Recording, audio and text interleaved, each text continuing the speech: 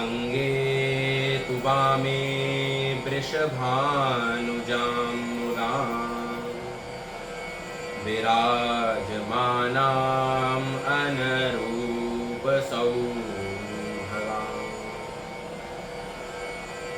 सखी सहस्रै परिसेवितां सदा स्मरेम देवीं सकलेष्टकामदाम्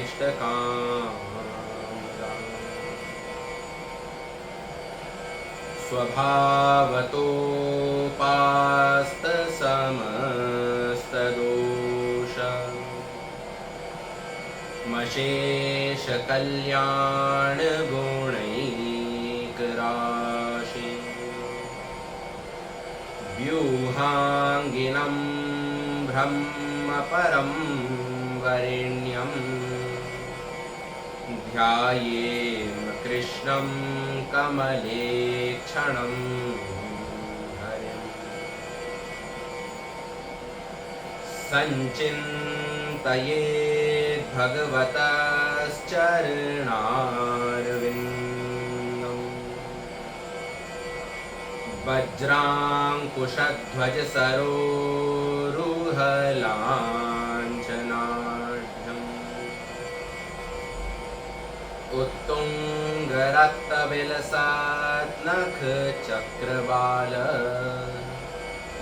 ज्योत्स्नाभिराहतमहाद्रिघयान्धकारम् वंशी विभूषितकरानवनीरदाभा पीताम्बरादरुणबिम्बफलाधरोष्ठा पूर्णेन्दुसुन्दरमुखादरविन्दनेत्र कृष्णात् परं किमपि तत्त्वमहं न जाने नारायणं नमस्कृत्य नरं चैव नरोत्तमं देवीं सरस्वतीं व्यासं ततो जयमुदीरये सनकादिकसमारम्भां श्रीनिम्बार्काचार्यमध्यमाम् अस्मदाचार्यपर्यन्तां वन्दे गुरुपरम्पराम् जन्म जन्म जिनके सदा हम चाकर निशिभोर त्रिभुवन पोषण सुधाकर ठाकुर युगल किशोर बोल भक्त वत्सल भगवान की जय भागवत भगवान की जय राधा रानी की जय जय जय श्री राधे श्याम। आइए सर्वप्रथम अपने मन को और वाणी को एकाग्र करने के लिए कुछ पल भगवान नाम संकीर्तन करें। श्री कृष्ण गोविंद हरे मुरारी हे नाथ नारायण वासुदेव। श्री कृष्ण गोविंद हरे मुरारी हे नाथ नारायण वासुदेव। श्री कृष्ण गोविंद हरे मुरारी हे नाथ नारायण वासुदेव। श्री कृष्ण गोविंद हरे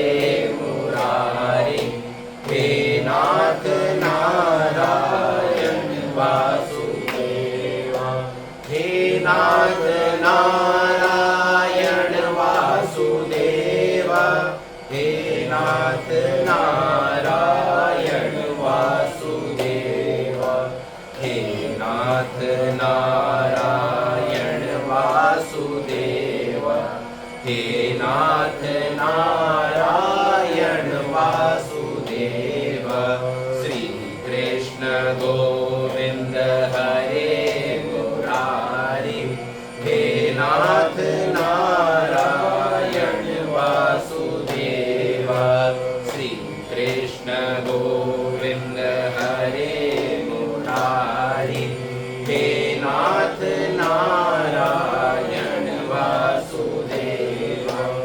गोविंद मेरी यह प्रार्थना है, भूलूं नहीं नाम कभी तुम्हारा। निष्काम होके मैं दिन रात गाऊं, गोविंद दामोदर माधवेति। श्री कृष्ण गोविंद हरे मुरारी, हे नाथ नारायण वासुदेवा। हे नाथ नारायण वासुदेवा। बोलो कृष्ण कन्हैया लाल की जय। सच्चिदानंद रूपाय विश्वोत्पत्त्यादि हेतवे, तापत्रय विनाशाय श्रीकृष्णाय वयं नुमः। यं प्रव्रजन्तमनुपेतमपेतकृत्यं, द्वैपायनो बिर्हकातर आजुहाव। पुत्रेति तन्मयतया तर्वोऽभिनेदो, त्वं सर्वभूतहृदयं मुनिमानतोऽस्मि।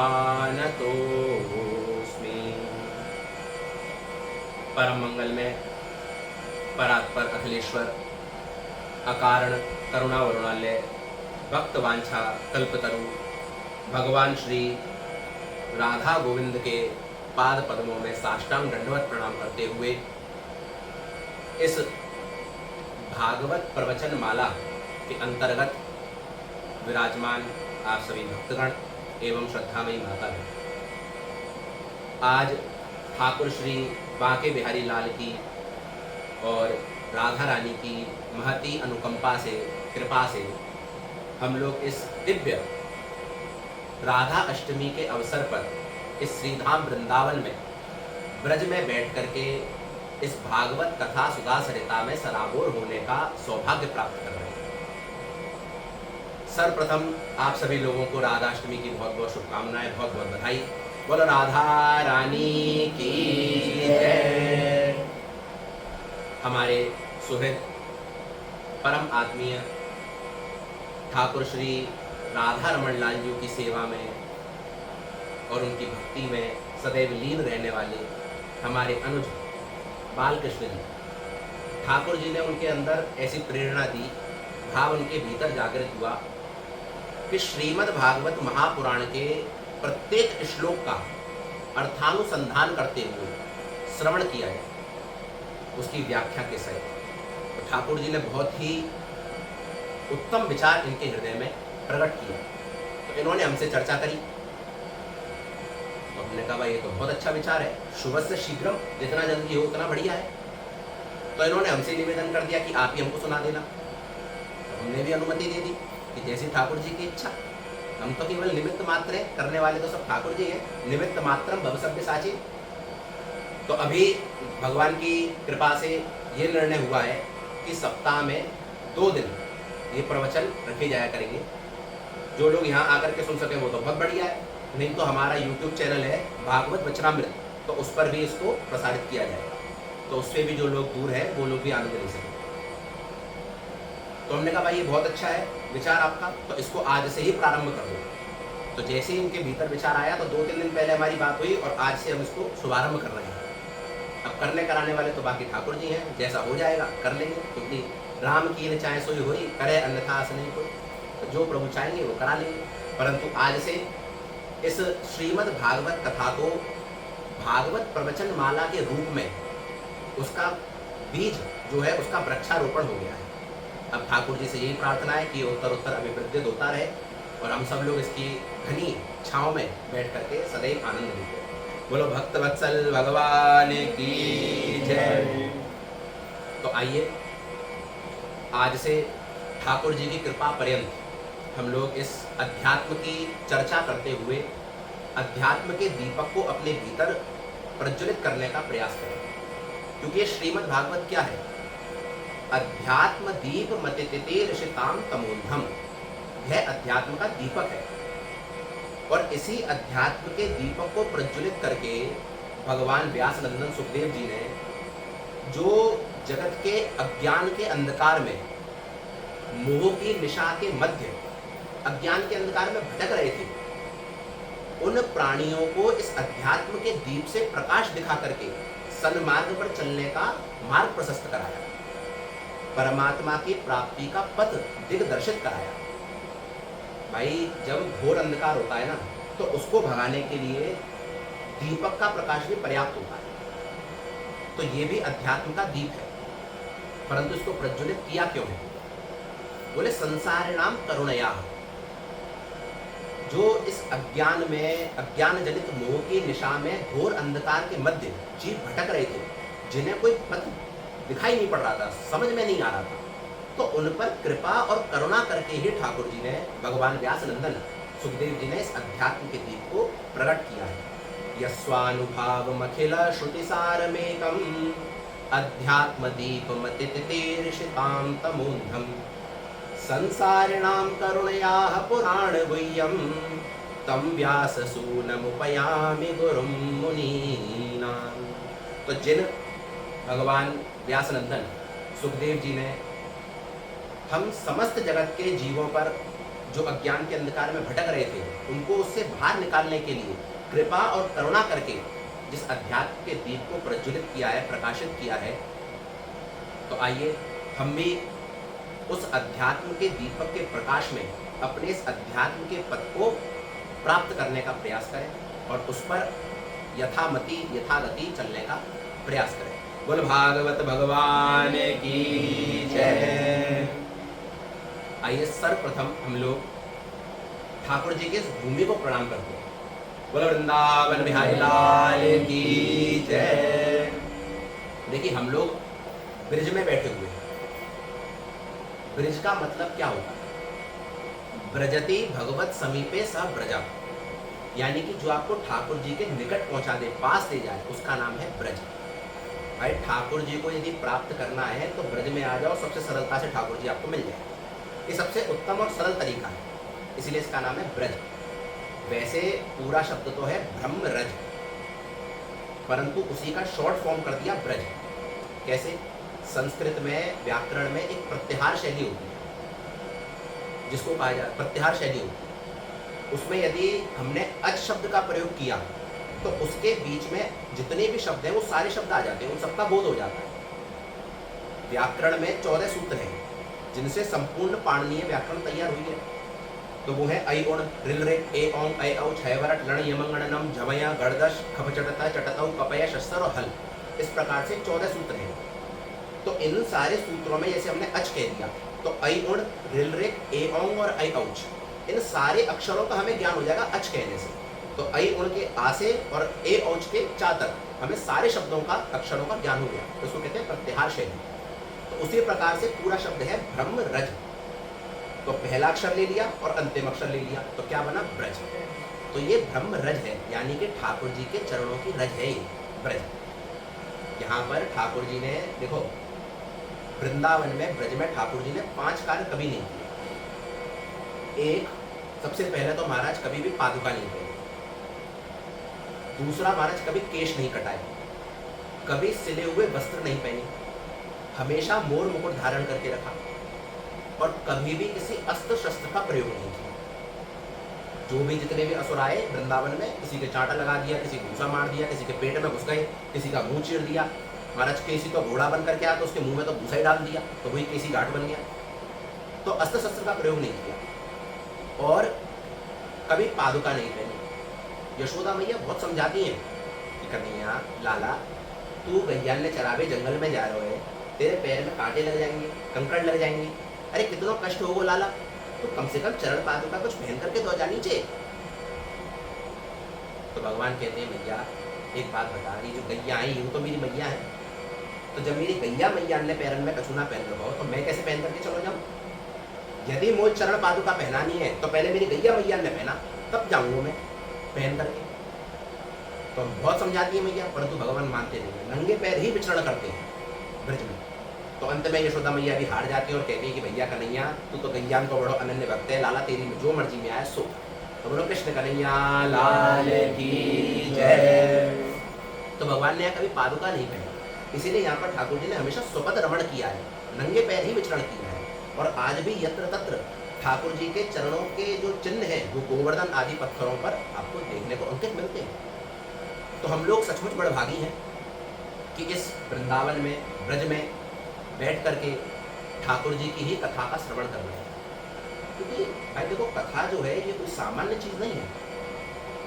ये कथा आपको भारत भूमि के अतिरिक्त पूरे विश्व में कहीं मिलने वाली नहीं है। स्वर्गे सत्ये च कैलासे वैकुंठे नास्तयम रसा अतः पिबंतु सद्भाग्या मामा मुंचन करहिचित। भाई पूरे विश्व में नहीं मिलेगी भारत को छोड़ करके, विश्व की कौन कहे, स्वर्ग में भी नहीं मिलने वाली। और स्वर्ग की भी जाने दो, वैकुंठे अपि अयम रसम नास्ति, वैकुंठ में भी ये रस नहीं है। भाई जब राम जी अपने समस्त अवधपुर वासियों को लेकर के अपने दिव्य साकेत धाम को जा रहे थे, तो सबसे कहा भाई बैठो विमान में, तो एक एक करके पूरी अयोध्या बैठ गई विमानों में। और जब चलने लगे तो हनुमान जी अलग खड़े हुए थे। हनुमान जी से आके पूछा राम जी ने कि भाई तुम क्यों नहीं बैठते, हनुमान चलो हमारे साथ। तो हनुमान जी ने हाथ जोड़ के कहा प्रभु एक बात बताइए, आप हमें कहाँ ले जा रहे हो। भगवान ने कहा हम तुम्हें अपने नित्य साकेत धाम को ले जा रहे हैं। अच्छा महाराज, तो वहां पे क्या मुझे आपकी कथा सुनने को मिलेगी। राम जी ने कहा भाई वहाँ हमारी कथा तो सुनने को नहीं मिलेगी, क्योंकि वहाँ तो कथावाचक होते नहीं है, वहाँ तो सब हमारी दिव्य गति को प्राप्त कर जाते हैं, इसलिए वहाँ कथा तो होती नहीं है, तो कथावाचक तो मिलने वाले नहीं है। परंतु हम तो तुम्हें मिलेंगे, निरंतर हमारे साथ में रहना। तो हनुमान जी ने हाथ जोड़े और कहा प्रभु मैं तो जब चाहूंगा तब आपके दर्शन कर सकूंगा, क्योंकि जासु हृदय आगार बसई राम सर चाप धर। जब आप मेरे हृदय में विराजमान हो तो जब चाहूंगा तब आपके दर्शन कर लूंगा। परंतु यदि आपके साकेत में आपकी कथा सुनने को नहीं मिलेगी तो मुझे आपका साकेत धाम भी स्वीकार नहीं है। तो हनुमान जी आज भी धराधाम पर विराजमान है कथा सुनने के लिए, अष्ट चिरंजीवियों में विराजमान रहते हैं। हनुमत लाल जी महाराज, बोल हनुमान जी महाराज की जय। तो ये रस भारत के अतिरिक्त आपको कहीं उपलब्ध होने वाला नहीं। अरे भोले बाबा को भी यहीं आना पड़ता है। एक बार त्रेता जुग पाई शंभु गए कुम्मज ऋषि पाई, वो भी यहीं आके कथा वार्ता श्रवण करते हैं, उनको भी नहीं मिल रहा। तो ये हम लोग सचमुच कितने भाग्यशाली हैं कि हमें भारत में ऐसा अवसर प्राप्त हो रहा है कि हमें कथा वार्ता श्रवण करने का सो अवसर मिल रहा है। भाई इस भारत भूमि की इतनी गौरव गाथा गाते हैं देवता। श्रीमद् भागवत महापुराण के पंचम स्कंद में देव वृंद भारत भूमि की गौरव गाथा गाते हुए उसकी महिमा के बारे में बताते हैं। अहो अमीशाम किम कार्य शोभनम प्रसन्न एशाम स्वदित स्वयं हरि यैर जन्म लब्धम ऋषु भारताजरे मुकुंद सैवो पैकम स्प्रहाहि। देवता कहते हैं महाराज भगवान से कि इन भारतवासियों ने ऐसा कौन सा पुण्य किया है, ऐसा कौन सा शुभ कर्म किया है कि जो इनको भारत के आंगन में आपने जन्म दे दिया। महाराज ये सौभाग्य हमारे जीवन में कब आएगा, हमें कब मिलेगा। तो क्यों भाई तुम्हारे जीवन में क्या कमी है, बढ़िया स्वर्ग में रह रहे हो, विमानों में घूम रहे हो, सुरा सुंदरी का सेवन कर रहे हो, अप्सराओं के नृत्य देख रहे हो, अमृत का पान कर रहे हो, तुम क्यों मनुष्य बन करके आना चाहते हो भाई स्वर्ग भारत में। तो देवता कारण बता कि महाराज नयत्र वैकुंठ कथा सुधापगाः न साधवो भागवतास्तदाश्रयाः नयत्र यज्ञे समखा महोत्सव सुरे सलोको पिन वै